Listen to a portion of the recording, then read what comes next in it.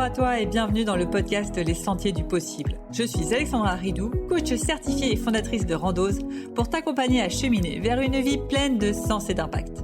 Chaque lundi, je te partage mes réflexions et outils pour t'aider à atteindre les sommets de ton épanouissement. Et les mercredis, je te laisse découvrir une interview inspirante d'invités qui vivent la vie qui leur correspond vraiment. Ah, et j'ai oublié, je t'invite à écouter chaque épisode en marchant. Les neurosciences l'ont démontré, marcher te permet de prendre plus de recul, de développer ta créativité et ainsi prendre les meilleures décisions pour vivre la vie qui te fait vibrer. Hello, je suis ravie de te retrouver pour ce nouvel épisode qui va sûrement piquer un petit peu puisqu'on va aller creuser sur tes drivers, sur ces blocages inconscients et comment ils impactent ton activité. Donc accroche-toi, prends des écouteurs, va te balader et c'est parti. Alors, aujourd'hui, quand tu regardes ton activité, tu vois sûrement que de temps en temps, tu fais des choix, tu as des hésitations, tu as des moments où tu fonces, des moments où tu bloques. Bon, finalement, moi, j'ai une question essentielle pour toi. Est-ce que tu penses que tu décides vraiment tes décisions et tes actions? Ou est-ce qu'il y a quelque chose qui ne déciderait pas à ta place? En général, il y a quelque chose. Et ce quelque chose, c'est ce qu'on appelle des drivers. Si tu t'es formé au coaching ou à une autre thérapie, tu en as déjà sûrement entendu parler. Ce sont ces petits réflexes émotionnels installés très tôt qui ont été utiles à un moment, mais qui aujourd'hui peuvent te freiner sans que tu ne t'en rendes compte. Et le truc important que je veux que tu entends tout de suite, c'est qu'un driver, c'est ni bon ni mauvais, c'est un moteur. Mais par contre, si tu ne sais pas lequel te conduit, là, tu laisses le volant à l'aveugle. Et pour ton activité, ces drivers peuvent vraiment avoir de gros impacts. Si tu n'avais pas encore compris ce que c'était un driver, je te le redis en un peu plus simple. Le driver, c'est vraiment une petite voix intérieure. Tu ne l'entends pas toujours clairement, de temps en temps elle est inconsciente, mais qui influence directement tes choix business et surtout aussi tes décisions d'investir en toi ou non et tout ce qui va être relié à l'argent. Il y en a 5, des drivers, je vais te les présenter, tu les connais sûrement, mais tu n'as peut-être pas encore pris le temps de prendre du recul sur comment ces drivers impactent ton activité. Pendant que tu vas écouter ce que je te dis, n'essaye pas de chercher à analyser, juste observe, ressens ce qui vient en toi et note ce qui te parle. Et tu auras ensuite ta question de coaching à la fin pour infuser tout ça et voir si oui ou non tu as des drivers inconscients qui drivent un peu ton activité. Alors, on va commencer tout de suite. Le driver numéro 1, celui pour moi qui fait le plus de mal aux entrepreneurs, c'est le driver soit parfait. Le soit parfait, c'est quand tu procrastines un peu tout ce qui n'est pas assez clair. Tu passes des heures à peaufiner ton site internet. Avant de poster un post sur les réseaux sociaux, tu vas peut-être mettre 5 heures à le créer parce qu'il faut vraiment qu'il soit parfait, que la photo soit parfaite, le texte soit parfait.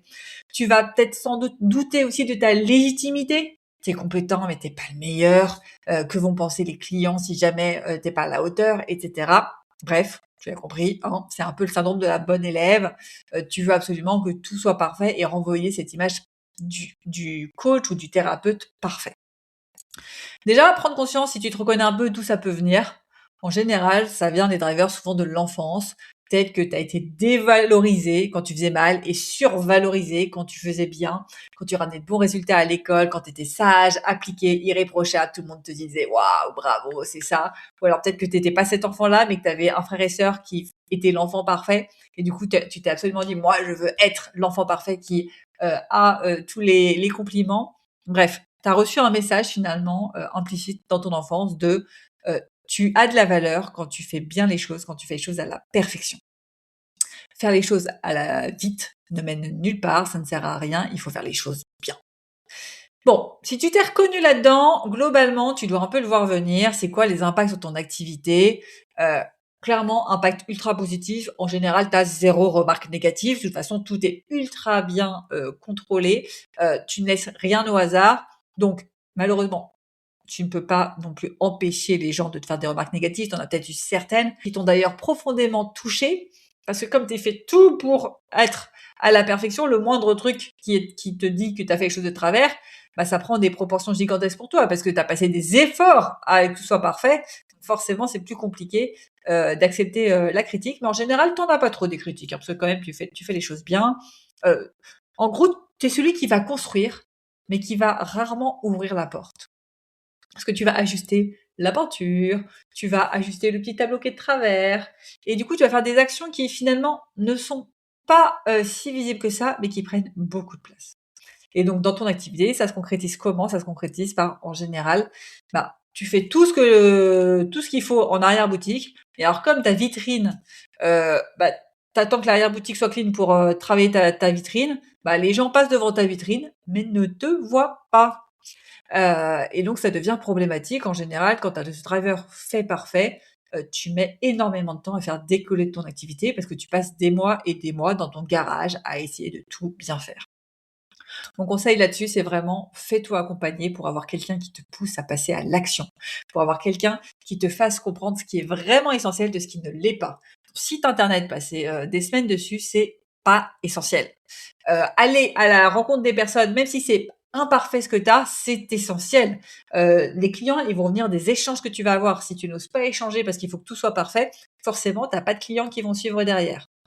Donc voilà, donc vraiment prendre conscience, de ça. Si tu as un driver, soit parfait. Moi, je t'invite vraiment à te faire accompagner pour avoir quelqu'un qui te met un peu le pied aux fesses et qui te fait comprendre, OK, c'est quoi, tous les inconvénients de cette perfection et pourquoi ça te dessert vraiment dans ton activité.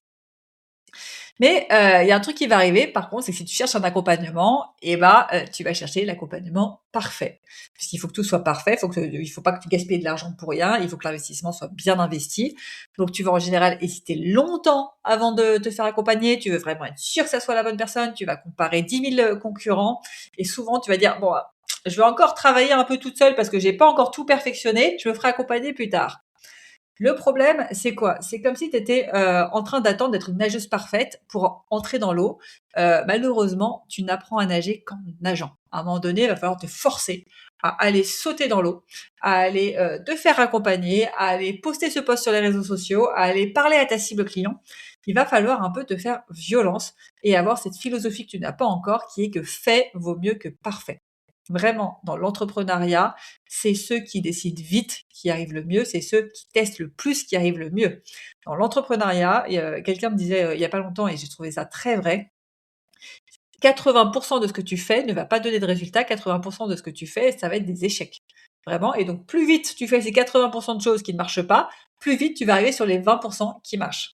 Alors que si tu essayes de faire à la perfection, pendant 6 mois, tu vas passer 6 mois à faire quelque chose qui n'aura pas de résultat, bah hop, il faut recommencer après pour retester quelque chose qui peut-être aura de nouveau pas de résultat. Fait vaut mieux que parfait, vraiment ça doit être ta philosophie. Fais-toi accompagner si tu en as besoin. C'est sûr que tu vas galérer à te faire accompagner, en tout cas à prendre cette décision, parce que tu n'as pas forcément la sécurité et la certitude que l'accompagnement, ça va répondre à tes problèmes, ça va te permettre de développer ton activité.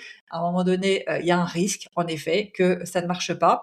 Mais par contre, sans te faire accompagner et en restant dans cette, perfection, tu as 100 de chance, de que ça ne marche pas quand même parce que bah, tu restes finalement dans ton arrière-boutique encore une fois et tu as besoin d'être dans ta vitrine.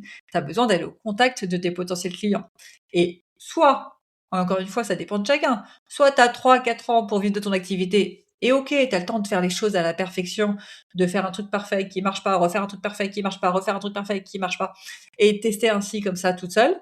Mais si, tu dois vivre dans ton activité, je sais pas, dans un horizon 1 ou 2 ans, ne perds pas de temps avec la perfection.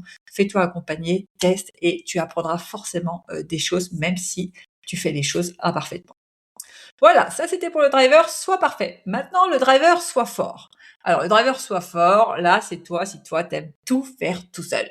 Tu minimises en général, les difficultés, tu demandes pas beaucoup d'aide, t'aimes bien vraiment être dans l'effort. Les choses ne peuvent pas être faciles. L'entrepreneuriat, ça ne peut pas être facile. En général, tu as ce driver, pourquoi? Parce que, on t'a appris très tôt à te débrouiller tout seul, à ne pas trop déranger, à tenir bon. Si tu es l'aîné de ta famille, ça peut être une explication, par exemple. Et du coup, le message que tu as intégré, toi, c'est: «Je dois gérer seul».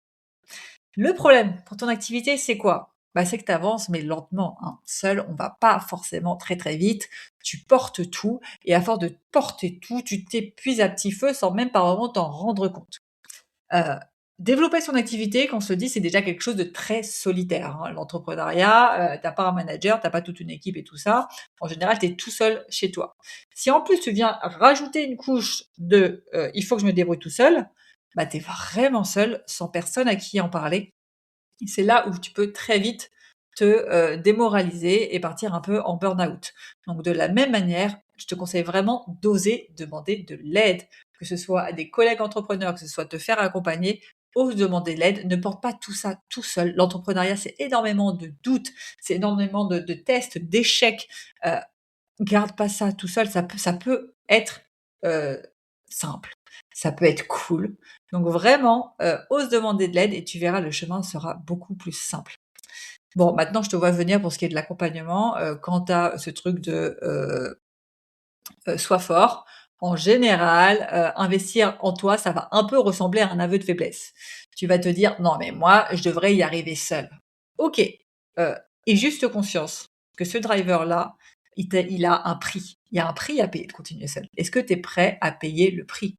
Est-ce que tu es prêt à enchaîner, les échecs sans avoir quelqu'un pour te supporter, pour t'aider, pour te montrer la voie? Est-ce que tu es prêt à prendre le chemin long plutôt que le chemin court? Est-ce que tu es prêt un peu à continuer de porter un sac de randonnée très, très lourd, beaucoup trop lourd parce qu'en plus tu te compliques la vie, et continuer comme ça jusqu'au bout sans juste demander de l'aide à quelqu'un? «OK, est-ce que tu peux juste me prendre ma bouteille d'eau? Est-ce qu'on peut partager? Est-ce que tu peux m'aider? Est-ce que tu peux me dire où est le chemin? Je sais même pas où je vais».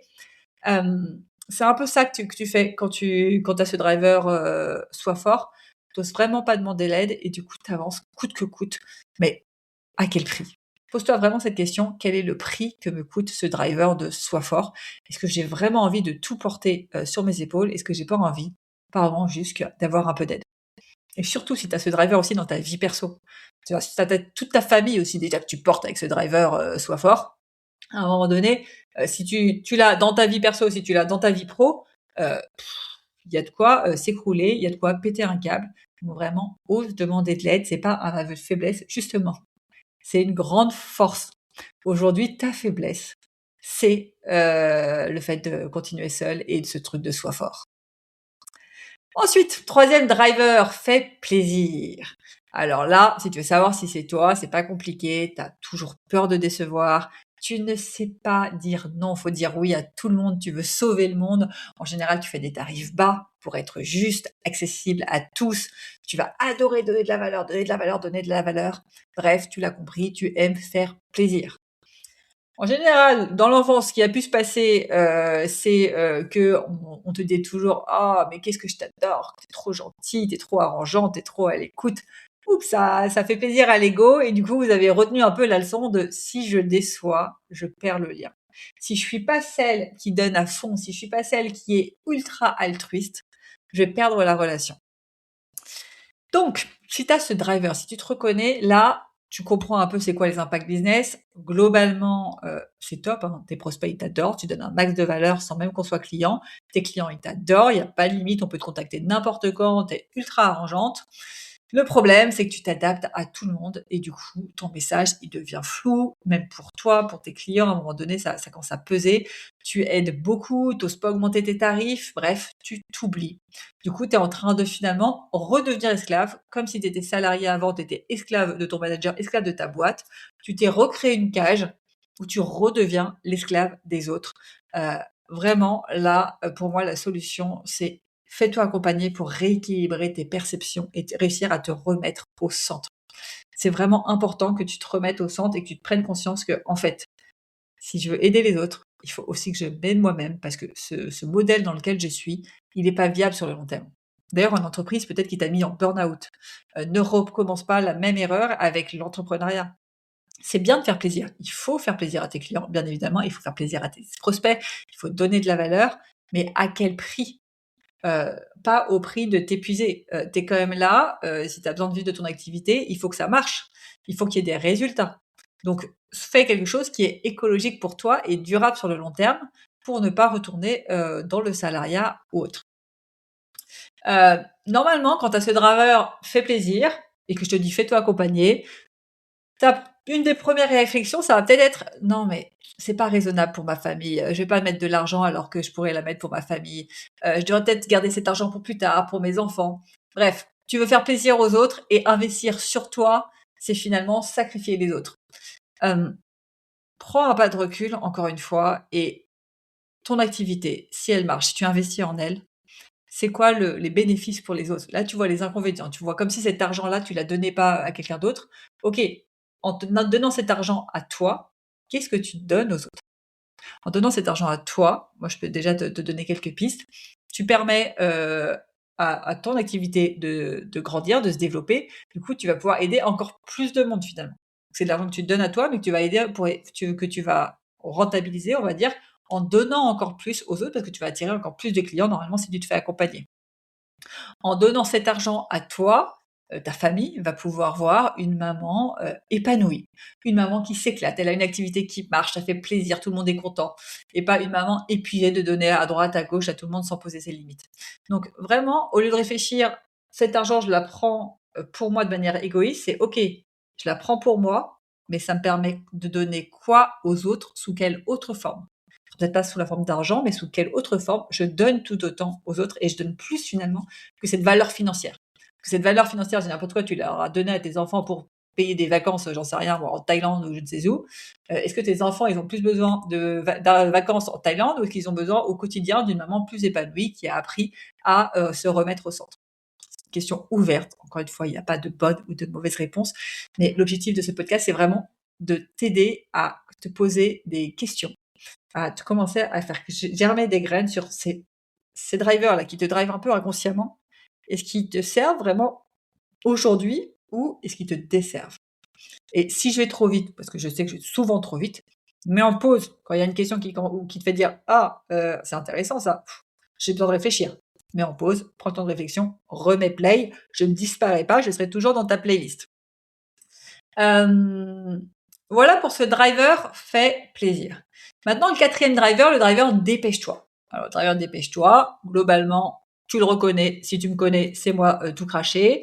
Heu, toujours à aller vite, l'impression d'être dans l'urgence permanente, la peur de rater une opportunité, la difficulté à ralentir. Faut que les choses aillent vite, faut que les choses aillent vite. En général, dans l'enfance, qu'est-ce qui s'est passé? On t'a toujours dit: «Dépêche-toi», ou «Le temps est précieux, il faut aller vite, il y a pas de temps à perdre». Du coup, ce que vous avez retenu comme message, c'est: «Bah, si je ralentis, je perds quelque chose. Il faut que ça aille vite parce que le temps vraiment, il est compté et j'ai pas de temps à perdre». Seulement, il y a un gros impact sur votre activité.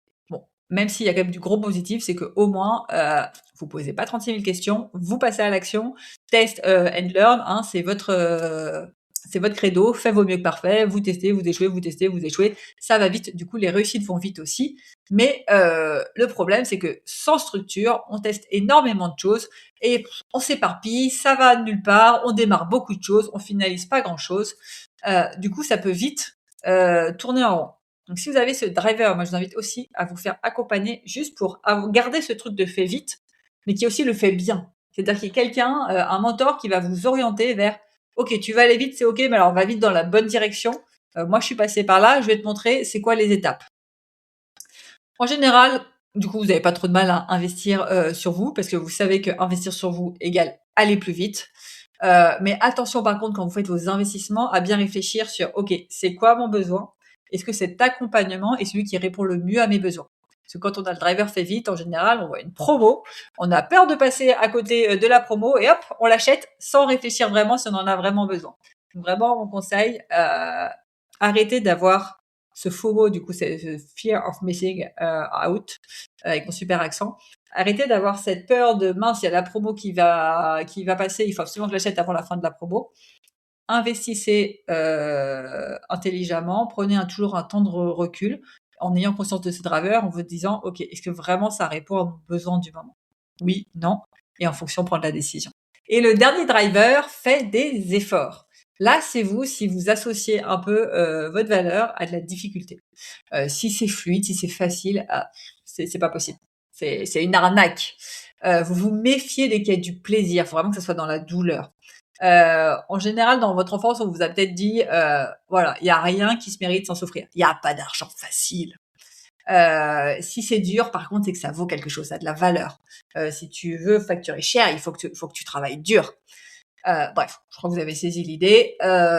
Vous voyez forcément les impacts dans votre activité. Bon, ce qui est cool, c'est que vous n'avez pas de problème à faire des efforts et à carburer. L'inconvénient en général, c'est que vous compliquez tout. Vous vous forcez Et au lieu d'utiliser des stratégies simples, vous allez choisir les stratégies forcément les plus compliquées, sans vous octroyer de pause et vous allez finir par vous épuiser. Hem, Là-dessus déjà mon conseil numéro un, prenez des temps de pause vraiment. Allez, en général, ce driver de fait des efforts, c'est des personnes qui vont pas forcément aller marcher, 1 fois par jour et prendre le temps de se faire ce pas de recul. Forcez-vous à aller marcher, forcez-vous ou en tout cas à apprendre à marcher, faire du sport, ce que vous voulez, mais à prendre des temps de pause. Vous en avez besoin pour réussir, pour que ça marche, pour prendre du recul sur votre activité et de la même manière, faites-vous accompagner cette fois-ci, mais pour changer vos perceptions, pour voir qu'il est vraiment possible, d'allier, les résultats et le plaisir. Les résultats sont pas forcément dans la douleur. Ça ne veut pas dire que tout est facile, on est d'accord, je ne dirai jamais que l'entrepreneuriat, c'est ultra facile, tu travailles 3 heures par jour, tu fais 10 000 € par mois en 3 mois. Je n'y crois pas du tout, encore une fois. Ça demande des efforts, mais ça ne demande pas non plus de travailler 50 heures par semaine, se mettre en burn-out et être totalement sous l'eau. Voilà, donc encore une fois, rééquilibrer, vos perceptions, un peu comme le driver, fait plaisir. On rééquilibre ça, et trouver quelqu'un du coup qui va vous permettre de vous guider sur l'essentiel et vous dire: «Non mais là, c'est top ce que tu fais, hein, mais ça sert à rien, donc on arrête tout». En général, du coup, quand vous allez vouloir vous faire accompagner, vous allez chercher les accompagnements les plus compliqués. Vous cherchez vraiment celui qui va vous demander le plus d'efforts. C'est OK si l'accompagnement, a fait ses preuves, mais prenez toujours un pas de recul sur: «OK, cet accompagnement qui a l'air de me vendre du rêve, est-ce que tiens, j'essayerais pas, juste pour changer mes perceptions?» Vraiment, je vous invite à essayer d'aller dans des choses qui vont vous permettre de changer vos perceptions, pour vous dire: «OK, je sais pas, il y a quelqu'un qui dit qu'on peut y arriver en, 3 heures par jour. Est-ce que juste, je m'y intéresse pas, pour essayer de changer mes perceptions et voir si, en effet, c'est possible ou pas?» Car ça vous forcera, ça vous permettra couper Thomas. Ça vous permettra d'avoir quelqu'un qui va compenser votre driver, fait des efforts et du coup, vous vous rééquilibrez, d'une manière un peu plus juste. Voilà, j'ai fait le tour des 5 drivers. Globalement, il y a peut-être un driver qui t'a énormément parlé, il y en a peut-être plusieurs, il y a peut-être tous les drivers qui t'ont parlé. En soi, encore une fois, on n'est pas des cases. On a tous un peu de chaque driver en nous et suivant les situations, il y en a un qui prend plus le dessus. Là, ce que je vous invite, c'est à réfléchir: «OK, c'est quoi le ou les drivers qui prennent le plus le dessus dans mes décisions?» et prendre conscience que, OK, c'est pas un bug, c'est juste que j'ai été conditionnée dans mon enfance en général et je suis comme ça et dès que vous mettez de la conscience sur ce driver, ça ne devient plus un frein, ça devient un levier. Et c'est vraiment ça qui est important, c'est de se dire: «OK, maintenant que j'ai mis la conscience sur le fait que j'ai ce driver soit parfait, qu'est-ce que j'ai envie, d'en faire?» Est-ce que j'ai envie de continuer avec ces anciens réflexes, de faire tout à la perfection? Ou est-ce que j'ai envie d'apprendre à décider depuis un espace plus aligné? Ou par exemple, j'ai envie d'apprendre un peu à faire le fait, vaut mieux que parfait. Si vous avez le driver sur plaisir, est-ce que vous n'avez pas envie de tester un peu autre chose, de changer vos perceptions, de voir une autre manière, de voir le monde? Et là-dessus, ce travail, malheureusement, c'est pour ça que je vous ai dit à chaque fois, la réponse, elle est un peu de se faire accompagner, il se ne fait pas seul. Pas parce que vous n'avez pas la force, pas parce que vous n'avez pas la volonté, mais simplement, par lucidité de changer des années et des années de conditionnement, tout seul, c'est compliqué. Déjà là, si vous avez la prise de conscience des drivers qui vous drivent, c'est top. Maintenant pour s'en libérer, ça demande un vrai accompagnement.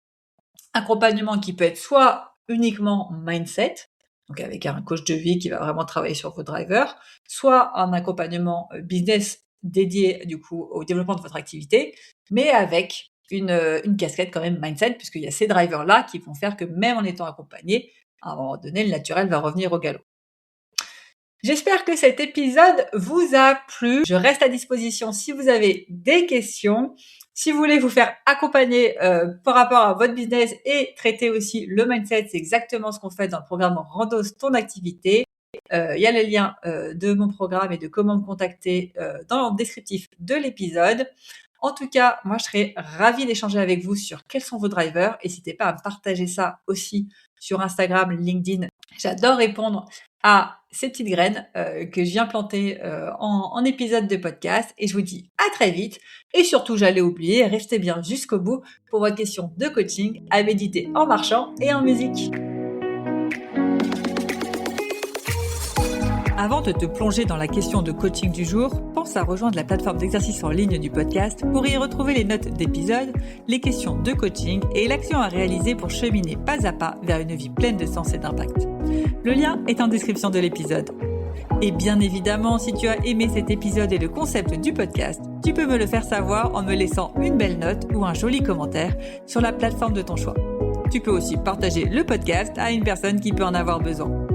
Et c'est parti pour tes 2 minutes de coaching et on se retrouve très vite dans le prochain épisode. Bye bye! Et aujourd'hui, c'est cette question que je te pose. Dans quel driver te reconnais-tu et qu'est-ce que tu décides d'en faire?